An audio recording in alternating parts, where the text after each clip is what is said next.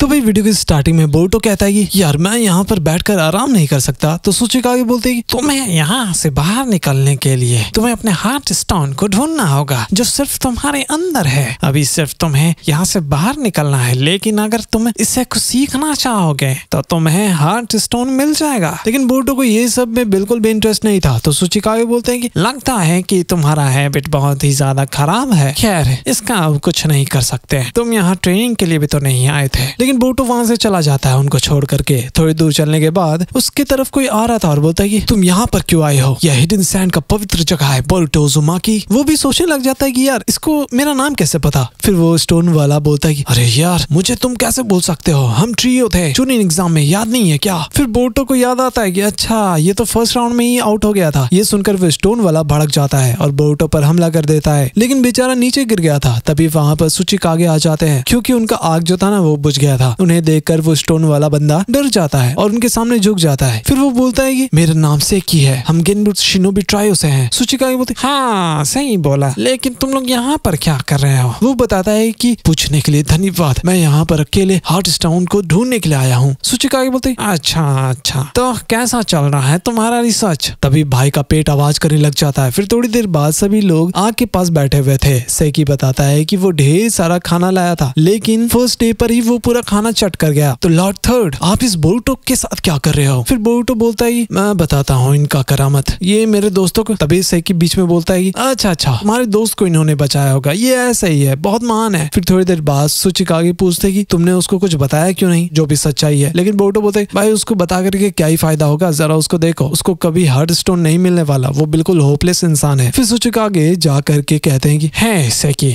Boruto तुम्हारा मदद कर सकता है उसे ढूंढने में। भाई बोरुतो फिर चिल्लाने लग जाता है। तो सुचिकागे बोलते हैं अगर इस सेकी को हार्ट स्टोन मिल गया तो हम लोग साथ में ही यहाँ से बाहर निकल जाएंगे, वरना हमारा दी एंड हो जाएगा यहीं पर। वहीं लैब में मिस्की कहते हैं डॉक्टर ने बोला है अगर वो मेरे हार्ट को क्लोन कर लेंगे तो प्रॉब्लम फिक्स हो जाएगा, लेकिन इसमें थोड़ा टाइम लगेगा। उधर डॉग बता रहे थे कि मिस्की के हार्ट को क्लोन करना आसान नहीं होगा, ऊपर से उसमें कर्स मार्क भी लगा हुआ है, तो हमें इसके लिए ह्यूमन हार्ट्स की जरूरत पड़ेगी। लेकिन कू बोलता है कि हमें इसके लिए 5 हार्ट्स चाहिए होगा और मास्टर ऐसा बिल्कुल भी करना नहीं चाहेंगे, हमें तो ह्यूमंस के प्रोटेक्शन के लिए बनाया गया था, किसी स्टोन को खत्म करना आसान नहीं होगा। उधर अपने कुरोसुची एक अकुता से भिड़ रहे थे, उन्हें वहां से जाना होगा ताकि वो लीफ में जाकर के नारुतो को सच्चाई बता सके। तभी वहां पर अपना कोनाहमारू आ जाता है बचाने के लिए, हालांकि उसका मास्क अभी तक लगा हुआ था। फिर हम देखते हैं कि सेकी पत्थर ढूंढने में लगा हुआ था, लेकिन उसको मिल नहीं रहा था। फिर सेकी पानी पीने लग जाता है। तो बोरुतो बोलता है कि यार हम यहाँ से कभी बाहर नहीं निकल पाएंगे। फिर बोरुतो को एक स्टोन मिलता है जो चमक रहा था, लेकिन सेकी उसको उठा करके फेंक देता और बताता है कि तुम्हें हार्ट स्टोन मिलेगा ना तो तुम्हें खुद ही पता चल जाएगा, ऐसा मेरे पूर्वज कहा करते थे, तभी मैं सुचिकागे बन पाऊंगा, तुम मुझे अंडर एस्टिमेट मत करना। फिर बोरुतो बोलता है मुझे पता है कि तुम्हारे पास चाकरा नहीं है, तो शांत हो जाओ। फिर वो गेनबू वाला हमला करता है, बोरुतो वहां से हट जाता है और उसका पंच सीधा पत्थर में जाकर के लगता है। बेचारा को काफी ज्यादा दर्द हो रहा था, लेकिन वो बताता नहीं है। फिर थोड़ी देर बाद हम देखते हैं कि वो पत्थर अपने आप ही टूटने लग गया था। वहीं हम देखते हैं कि सुचिकागे का कमर काफी ज्यादा दर्द कर रहा था, तो बोरुतो उसे ठीक करने की कोशिश करता है, लेकिन उनका दर्द और भी ज्यादा बढ़ जाता है। फिर अपना सेकी उनका मदद करता है। ये टेक्निक उसने अपने ग्रैंडमा के ऊपर यूज किया था और वो बताता है काश उसकी ग्रैंडमा उसे एक शिनोबी बनता हुआ देख पाती। फिर सुचिकागे बोलते तुम्हें अपने ऊपर भरोसा रखना होगा सेकी। फिर थोड़ी देर बाद वो काफी ज्यादा अच्छा फील कर रहे थे। वहीं पीछे में कोई तो उन पर नजर रख रहा था। उधर हम अकुता को देखते हैं और कोनाहमारू सोच रहा था कि इतना सिक्योरिटी है, आगे कैसे जाएंगे, यहाँ से कैसे भी करके निकलना होगा। वहीं हॉस्पिटल में शिकाडाई को लेटा दिया जाता है, शायद उसका हार्ट लेने वाले थे। तभी अलार्म बजने लग जाता है, तो कू बोलता है कि तुम कंटिन्यू करो, मैं जाकर देखता हूँ। एंड फाइनली अपना शिकाडाई बेहोश हो जाता है। खेल अब शुरू होने वाला। तभी शिकाडाई अपना आँख खोल देता है और चकमा दे करके वहां से भाग जाता है। उसको थोड़ा तकलीफ हो रहा था, शायद उसने भी थोड़ा सा सूंघ लिया होगा। उधर मिस्की कू के पास आ जाता है और सेकी भी आकर बताता है कि किरारा का जो जोसु था ना वो अब काम नहीं कर रहा है। वहीं सुचिकागे ऑफिस में हम देखते हैं कि कोनसुची बेहोश पड़ा हुआ था और ये काम अपने कोनाहमारू भाई का हो सकता है। फिर शाम होने वाला था। बोरुतो और सेकी दोनों लगे हुए थे, वो लोग हार मानने वाले नहीं थे। बोरुतो बोलता है कि क्या तुम अपने ग्रैनी को कह सकते हो कि ये हार्ट स्टोन है। वो गुस्सा हो जाता है और दोनों में झगड़ा होने लग गया था। तो सुचिकागे बोलते हैं कि तुम इससे अपनी आंखों से नहीं देख सकते, हर इंसान के अंदर एक पत्थर है और सबसे इम्पोर्टेंट तुम्हारे अंदर का दिल ही होता है।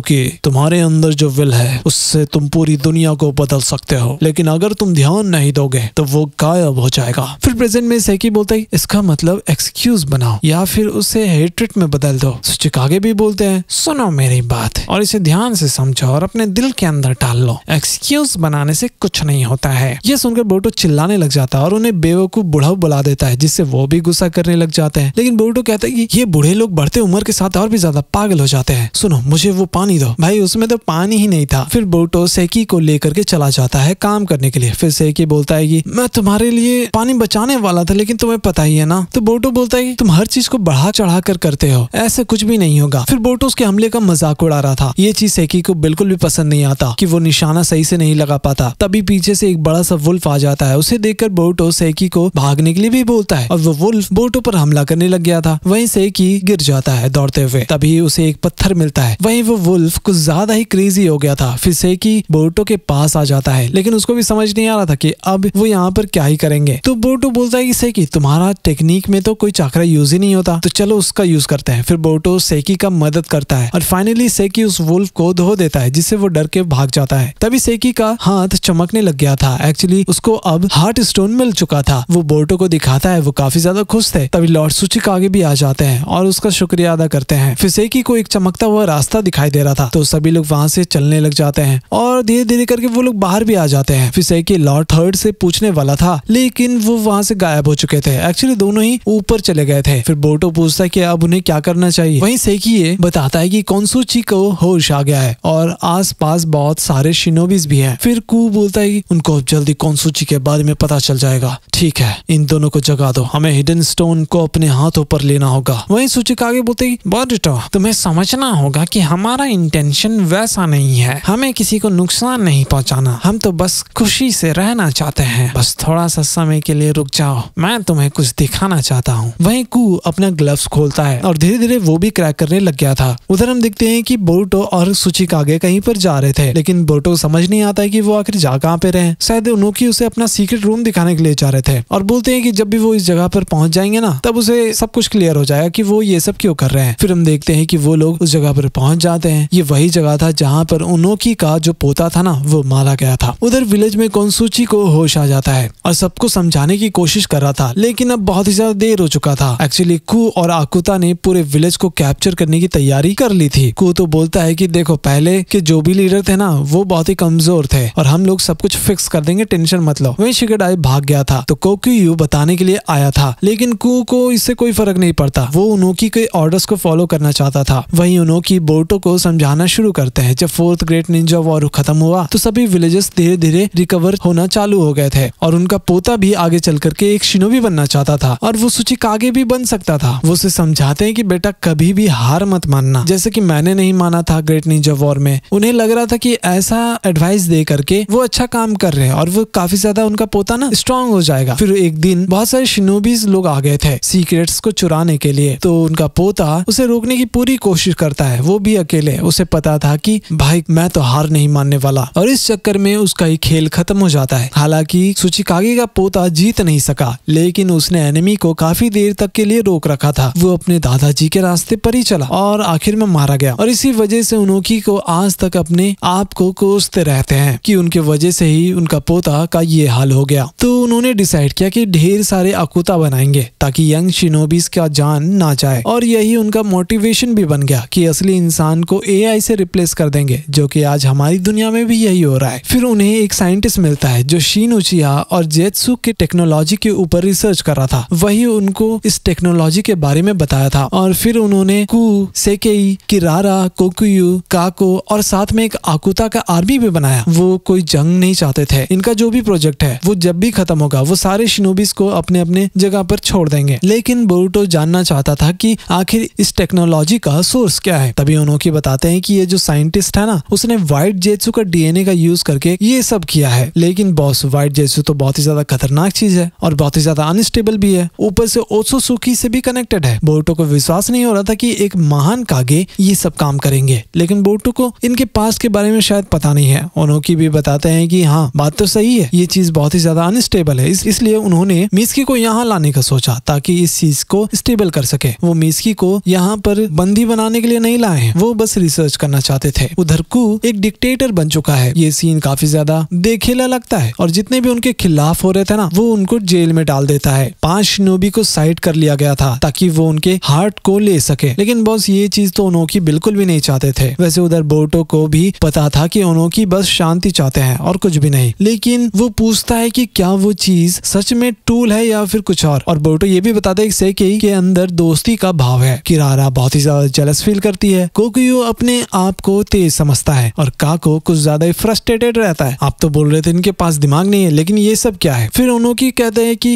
ये सच्चाई नहीं है, उनके अंदर कभी भी इमोशन हो ही नहीं सकता, वो बस प्रोग्राम करके बनाया गया है। बोरुतो फिर उनका ही डायलॉग मार देता है, जो भी उन्होंने हार्ट और विल के बारे में कहा था ना लीव विलेज में, वही सब। ये सब सुनकर के ओनोकी को भी थोड़ा सा झटका जरूर लगता है, लेकिन वो अपने प्लान पर कायम रहना चाहते थे। बोरुतो बोलता है कि मैंने पहले भी एक्सपीरियंस किया है ऐसे चीजों को लेकर के, क्योंकि मित्सुकी और सेकेई के अंदर इमोशंस है। वो पूछता है कि ठीक है, आपको जो ठीक लगता है वो करो, लेकिन चाहे इंसान मारे जाए या फिर ऐसे क्रिएचर, दोनों में फर्क ही क्या है? दोनों में तो सेम ही चीज हो रहा है। लेकिन ओनोकी एआई को जंग में भेजना चाहते थे शांति लाने के लिए, लेकिन बोरुतो भरोसे से जंग को खत्म करना चाहता है। तभी वहां पर काको आ जाता है ओनोकी को लेने के लिए, क्योंकि सिचुएशन उधर बहुत ही ज्यादा खराब हो चुका था। अब खेल में मजा आने वाला था, लेकिन काको बोलता है बोरुतो को भी धर ले क्या? ओनोकी बोलते है ठीक है, पकड़ लो इसे, क्योंकि वैसे भी इसका चुप रहना बहुत ही जरूरी है, वरना ये जाकर के नारुतो को बता देगा। लेकिन वो ये भी नहीं चाहते कि बोरुतो को कोई भी नुकसान झेलना पड़े, क्योंकि ये लड़का बहुत ही अच्छा है जो फ्यूचर में आगे चल करके बहुत अच्छा काम करेगा। तो बोरुतो हमला करने लग जाता है अपने शुरिकन और शैडो क्लोन जुत्सु से। काको ये सब देख करके मजा ले रहा था और ये चीज दर्शाता है कि भाई इसके अंदर इमोशंस भी है। उधर इनोजिन, सारदा और चोचो को समझ आ गया था कि बेटा कुछ तो लफड़ा है, क्योंकि बोरुतो और शिकाडाई अभी तक यहाँ पर नहीं आए हैं। तभी उन्हें आकाशुची भी मिलते हैं जो बहुत ही ज्यादा घायल हो चुके थे, और वो लोग पूछते हैं कि आखिर यहाँ पर चल क्या रहा है। वहीं बोरुतो थोड़ा दिमाग लगाकर काको से भिड़ रहा था, लेकिन काको सभी क्लोन को बड़े ही आराम से खत्म कर देता है। भाई का केके टोटा टेक्निक कुछ ज्यादा ही कमाल का था। फिर बोरुतो अपने कुनाई टैक्स का यूज करता है, जिससे वहां पर बहुत ही बड़ा धमाका होता है, और बाकी जो भी लोग थे ना वो साउंड सुनकर के समझ जाते हैं कि भाई वहां पर कुछ लफड़ा हो रहा है। फिर वो लोग डिसाइड करते हैं कि इनोजिन आकाशुची का ध्यान रखेगा और बाकी दोनों जाएंगे बोरुतो का मदद करने के लिए। लेकिन भाई उधर काको को बहुत ही ज्यादा मजा आ रहा था बैटल करने में। इसे साफ पता चल रहा था कि ये सिर्फ एक टूल नहीं है। बोरुतो भी हमला करता है, लेकिन उससे कोई भी फायदा नहीं होता। काको अपना दिमाग लगाकर बड़ी आराम से बच जाता है। उसके बाद वो डस्ट रिलीज का यूज करने ही वाला होता है, तभी वहां पर चोचो और शारदा आ जाते हैं। काको बहुत ही ज्यादा खुश था कि चलो इतने लोग से भिड़ने का मौका मिलेगा। वहीं कू बहुत ही ज्यादा टेंशन में था कि भाई शिकाडाई को जल्दी ढूंढो वरना दिक्कत हो जाएगा। वो जाकर के लीफ को बता देगा। वो आकुता को ढूंढने के लिए भेज देता है, लेकिन अपना शिकाडाई भी बहुत ही ज्यादा स्मार्टली खेलता है और फाइनली वो लीफ में फोन लगा देता है। और पता है फोन कौन उठाता है? उसके पिताजी शिकामारू। उसको वो बोल करके फिर वहां से तुरंत निकल जाता है। बोरुतो, शारदा और चोचो उनको कुछ ज्यादा ही दिक्कत हो रहा था काको के हमले के वजह से, लेकिन बोरुतो को समझ आ रहा था कि ये अपना फुल पावर यूज ही नहीं कर रहा, जरूर कुछ बात है। वहीं किरारा अपने प्यारे आकुन को ढूंढ लेती है, तो इनोजिन उसे सील करने की कोशिश भी करता है। तभी किरारा उसको गेंजुत्सु में डाल देती है। वहीं लीफ में शिकामारू तुरंत ककाशी, नारुतो, सुनाडे को बता देता है, क्योंकि अब ये मैटर 5 कागे का प्रॉब्लम बन चुका है। नारुतो, शिकामारू, ककाशी और सुनाडे से पूछते हैं कि अब क्या करना चाहिए, बाकी विलेजर्स को भी बता दे इसके बारे में, क्योंकि लफड़ा बहुत ही ज्यादा क्रेजी होने वाला। वहीं शारदा काको के मूव्स को ध्यान से देख रही थी और उसको समझ आता है कि इसको कूल डाउन होने में करीब 20 सेकंड लगता है, तो ये उनके लिए एडवांटेज ही होगा ना। तो वो फायर स्टाइल से हमला भी कर देती है जब काको आराम कर रहा था। फिर वो भी डस्ट रिलीज का यूज करने की कोशिश करता है, लेकिन उसका बॉडी जवाब देने लग जाता है, क्योंकि अब उसका लिमिट पार हो चुका था। उन्होंने बस दूर से खड़े होकर के देख रहे थे और दोबारा सोचने लग जाते हैं। फिर काको अपना आखिरी बार हमला पूरा जान लगा करके करता है, लेकिन बीच में ही उसका खेल ही खत्म हो जाता है। फिर बोरुतो बाकी लोगों को थैंक यू बोला था, वरना इसका बैंड बज जाता। वहीं उन्होंने सोच रहे थे कि ये उनके ऑर्डर्स को फॉलो क्यों नहीं किए। बोरुतो बोलता है कि एआई का भी अपना इमोशन होता है और अपना विल होता है, ये सिर्फ प्रोग्रामिंग तो नहीं है। तभी अपना इनोजिन आ जाता है और बोरुतो को धर लेता है, क्योंकि उसको तो अपनी किरारा कंट्रोल कर रही थी, भूल गए क्या? वो अब बोरुतो, शारदा और चोचो को कू के हवाले करने वाली थी। अब तो खेला हो गया गाइस।